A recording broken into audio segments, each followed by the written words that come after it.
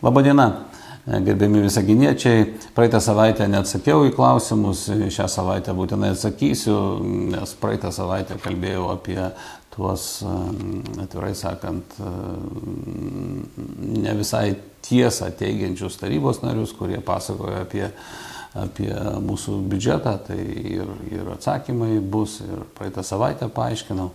Na, ši savaitė buvo labai sunki dėl mūsų kelių. Pagrindinis klausimas, su kuriuo tikrai jau teko pasikalbėti, pabūti tikrai labai daugelį ministerijų, susitikti su ministerijos atstovais, daug telefoninių skambučių ir taip toliau. Ir rezultatas tik toks, kad jeigu gautumėm tikslinį finansavimą, tai kompanija, kuri atsakinga už šitų kelių remontą, priežiūrą, įsipareigojo tikrai dar šiais metais tos, gal ne visus, bet bent jau kelis kelius pilnai sutvarkyti. Tai reiškia, kad ir suprojektuoti, ir pastatyti, ir netgi užbaigti. Beliko tik tai gauti tikslinį finansavimą. Tam ne tik, kad į vyriausybę kreiptasi, bet ir per visas ministerijas jau kalbėta. Ir dabar 10 dieną, kovo 10 dieną turiu susitikimą su susisiekimo ministru. Į tą susitikimą taip pat pakviečiau ir kitų ministerijų atstovus, pačius ministrus, kad prie apvalaus stalo visgi kažkaip surastumėm būdą ir sutvarkytumėm kelius, nes keliai jau nebepravažiuojami tikra to žodžio prasme. Taigi, kitas klausimas, kuris čia taip Facebook'e pasižiūrėjau, kiek daug tokių kažkokių bangų sukeliama mano galva visai tuščioje vietoje, tai kad mūsų autobusų stoties nuomos konkursas yra skelbiamas ir tokie komentarai, kodėl tai prieš keletą metų nebuvo padaryta, kodėl tik tai dabar tą darom, o kam iš vis tą darom ir taip toliau. Tai manau, kad jau čia nors šiek tiek besigaudantys šitoj sferoje žmonės net ir nusistebėtų, iš kur čia tokios bangos gali sukilt, kadangi pagal įstatymus komercinė veikla savivaldybė užsiimti negali ir tik tai tuo atveju gali, jeigu neįvyko toks konkursas, kaip autobusų stoties, nėra norinčių tą daryti, tada gali paskirti savo įmonę ir tą veiklą užsiimti. Tai tam, kad išsiaiškinti, turim pirmiausia paskelbti konkursą, jeigu ateis komercinė kompanija, kuri norės valdyti autobusų stotį, mes būsim labai patenkinti. Jeigu ne, tai viskas teisėta, legalu, tą ir darys savivaldybės įmonė. Na ir, žinot, komentarai kartais tokie, kad prieš keletą metų, aš tiesiog priminsiu visiems, kad autobusų stotis iš vis įvesta į eksploataciją arba užbaigta statyba tik tai 25 metų pradžioje. Tai tarp 25 pradžios ir 26 pradžios, kiek man leidžia matematinės žinios, skaičiuojant, man atrodo, tik 1 metai. Tai kaip čia prieš keletą metų kažkas kažką turėjo padaryti, gana keistai skamba. Na, bet tiek to. Gal ne visi vienodai skaičiuoja. Taigi, o dabar atsakysiu į tuos klausimus, kuriuos gavau. Kodėl nesutvarkomos sniego krūvos bent jau prie pėsčiųjų perėjų, jos kelia avarinę situaciją? Nesutiksiu su to, kad nesutvarkomos, tikrai ten, kur yra matomumas prastas, ten sniegas arba nustumiamas toliau nuo perėjos, arba išvežamas į kažkur tai kitą vietą, kur jis ten ramiai ištirps, bet saugumas užtikrinamas. Kodėl kiemsargiams žiemos laikotarpiu nemokami priedai ir premijos už padidėjusių darbo krūvį? Manau, kad žmogus uždavęs klausimą ne viską iki galo žino, todėl paaiškinsiu, kad yra darbo sustarimai, kur jeigu oro sąlygos yra, kaip pavyzdys, žemesnės nei šaltis yra didesnis arba temperatūra mažesnė nei -10, tai taip pat ir kiemsargiam mokama mokamos priemokos. Taip pat, jeigu dėl būtinųjų sąlygų reikia dirbti šeštadienį ir sekmadienį, tai yra išeiginėmis, švenčių dienomis, taip pat mokamas dvigubas atlyginimas. Todėl ir kiemsargiai yra neapeiti. Sprendžiant iš savivaldybės interneto svetainėje pateiktos informacijos buvusios pirties pastate planuojamas remontas. Ar ten bus įrengta nauja pirtis ir kokia ji bus? Taigi niekur neatsitraukiu nei nuo to, ką esu jau kalbėjęs, kad tai bus bendradarbystės centras šitame pastate ir šitas bendradarbystės centras jau dabar projektuojamas, vadinsis jis Visa City ir ten taip pat projektuojamas ir ne tik darbo vietos, ne tik tie vadinami kabinetai ar ofisai, kur galės dirbti mūsų verslo atstovai, bet taip pat ir spa teritorijos, fitneso salės ir taip toliau. Taigi projektavimas jau vyksta, dar ne visas finansavimas yra gautas, tačiau ieškomas finansavimas ir aš tikiuosi, kad tas projektas bus atliktas laiku.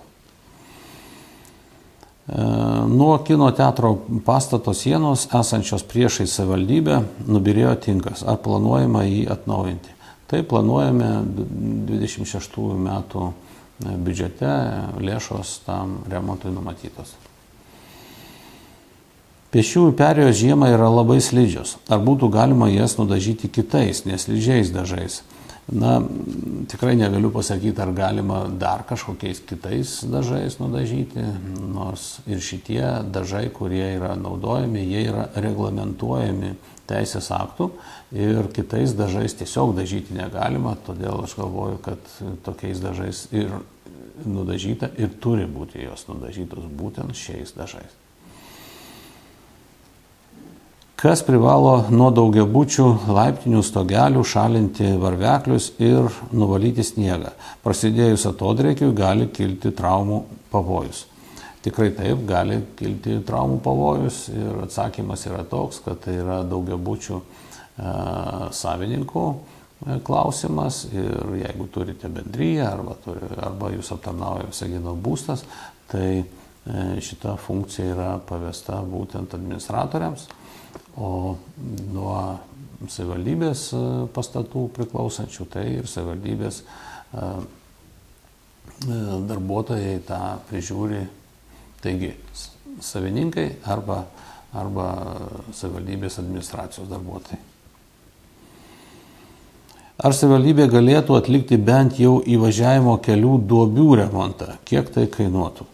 Matot, jau esu sakęs ne vieną kartą, kad ne klausimas yra apie tą duobių ar ten tiesiog linijų užpiešimas. Deja, bet teisės aktai neleidžia investuoti savivaldybės biudžeto lėšų į svetimą turtą. Šiuo atveju turtas yra Via Lietuva kompanijos ir savivaldybei nepriklauso, todėl ir investuoti bet kokią tai būtų sumą yra įstatymų draudžiama. Jei bent iš dalies neišvežti sniego iš miesto ribų, netrukus gatvėse gali kilti potvynis, ypač turint omenyje nuolat užsikemšančią lietaus nuotekų sistemą. Ar planuojamas sniego išvežimas? Tai ne tik planuojamas, bet dalis sniego ir taip yra vežama iš tų vietų, kur tikrai būtina, kur yra racionalu išvežti ir kur trukdo pėsčiųjų saugumui, o išvežti iš miesto sniegą, tai nežinau, kiek tai galėtų kainuoti, bet tai būtų pasakiški pinigai ir bijau, kad mes tikrai tiek neišvežtumėm, kad lietaus nuotekų sistema nepajustų. Taigi sistema prižiūrima ir tikimės susitvarkys, taip pat aišku tikimės, kad ir pavasaris ne iš karto per vieną dieną ateis, o pradės palaipsniui tirpti ir viskas bus gerai. Kiek žmonių laukia eilėje socialinių darbuotojų pagalbos namuose? Ar nereikėtų didinti socialinių darbuotojų etatų skaičius?